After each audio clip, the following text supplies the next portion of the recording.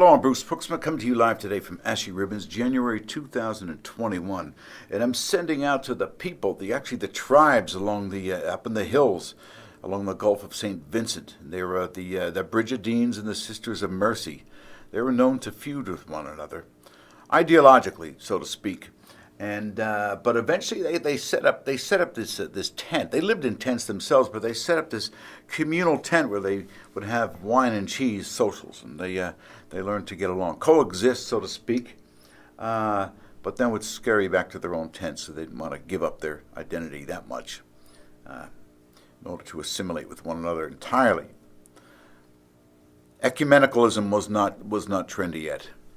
But we lived down in the plains, little kingdoms we had. They were all individual, self-contained kingdoms, and we lived in a place. They named places after people, often themselves. Ours was Sefton Hall, named after the man who built it, Albie Sefton, who was a retired Navy captain. An oddity on the property, there was a little lighthouse. Well, it was big for the property. And from there, he'd go up to the top, and he could see an inch of sea from there. Sort of kept him grounded with his career, as if he was still there. And we left Sefton for the New World, and we're thinking that someday we could return if things got a bit tight. The halls of Sefton.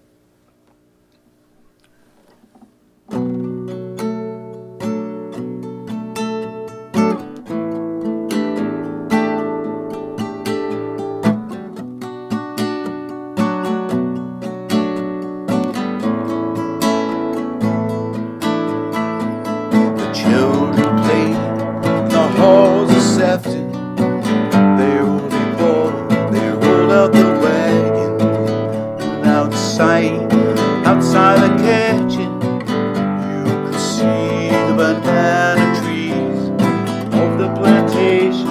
The wall we made for my protection, surrounding the Sefton Hall.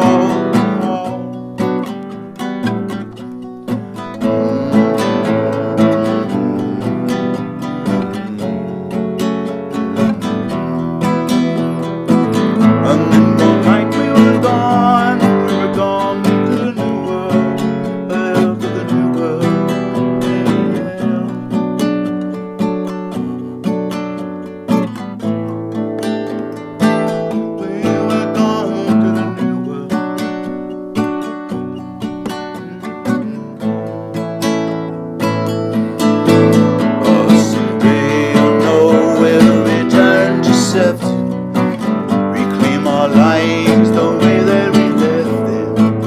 We will steer the people away, and we will stay. We'll remain in the halls of Sefton. We will play in the halls of Sefton, coming home to Sefton Hall.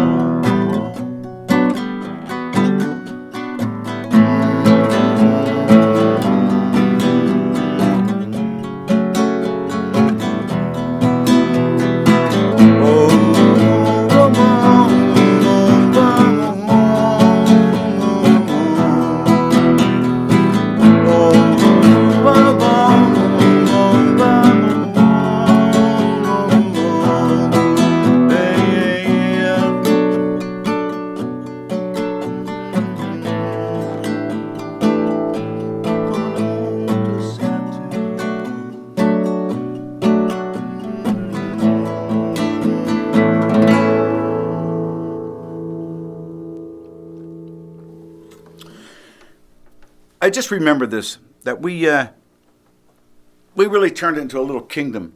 And that citrus tree that I mentioned in the song there, it was a beautiful fruit that actually the blossoms were very sweet, but the fruit, looking plump, had great thoughts for it, but it was very sour.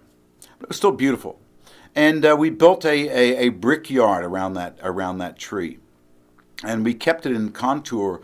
We didn't touch the ground. We kept the bricks in contour with the ground, so that it was kind of rolled like the ocean, in a sense. Kind of a tribute to Albie Sefton, Captain Albie Sefton. And the kids like to roll their wagons over that too. The way we got the bricks was that we would steal out in the night, and anything that was not fixed anywhere, we helped ourselves to bricks. You know, they were on some pallets. Sometimes they were just loose bricks on someone else's wall. We were really like pirates. We were really pirates, brick pirates. Didn't think of it that way. We just helped ourselves. And we did that. We put that up. And I'd like to say something about this lighthouse. We went out. When we left Sefton, we went out that way. And we have that key in order to get back in. It's one of those large, medieval-looking keys. And there was one thing that we took with us. We should have taken it with us. And that's when I felt like a thief in a way, because this actually belonged to the house. It was fixed to the mantelpiece. And Albie Sefton had it made by some local glassblower. A replica of the lighthouse. Looks like a wine bottle. That was his lighthouse. It says lighthouse. It says St. Augustine lighthouse. Maybe it was made by one of the nuns. I don't know. Anyway, enough said there. Hope you don't mind these show and tells. I'm Bruce Pruiksma signing off for now. From Ashy Ribbons. Good night.